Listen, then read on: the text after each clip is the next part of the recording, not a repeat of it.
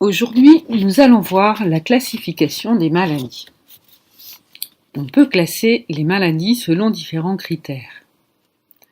En fonction des causes de la maladie, classification étiologique. En fonction des symptômes de la maladie, classification nosographique. On peut aussi classer les maladies en maladies chroniques ou en maladies aiguës. Il existe aussi une classification internationale des maladies, CIM, établie par l'Organisation mondiale de la santé. Elle repose essentiellement sur une classification par organe atteint. On compte 22 chapitres.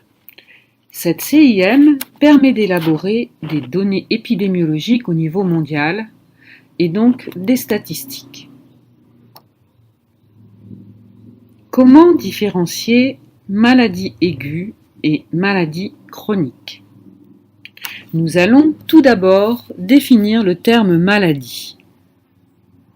La maladie est un problème de santé physique, psychique ou cognitif. Le cognitif étant ce qui se rapporte à l'intelligence, au raisonnement. La maladie aiguë est soudaine, avec des signes qui disparaissent rapidement, alors que la maladie chronique évolue sur plusieurs années. Elle a un retentissement sur la vie quotidienne et peut s'aggraver. Qu'entend-on par troubles mentaux et du comportement? Selon l'OMS, les troubles mentaux et du comportement sont des affections qui se caractérisent par un changement du mode de pensée, de l'humeur ou du comportement, associé à une détresse psychique et ou une altération des fonctions mentales.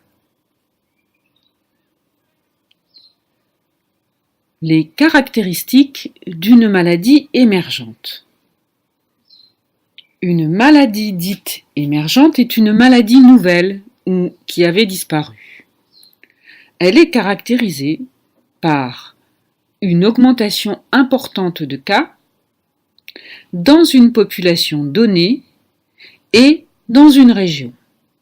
Le plus souvent, il s'agit de maladies infectieuses.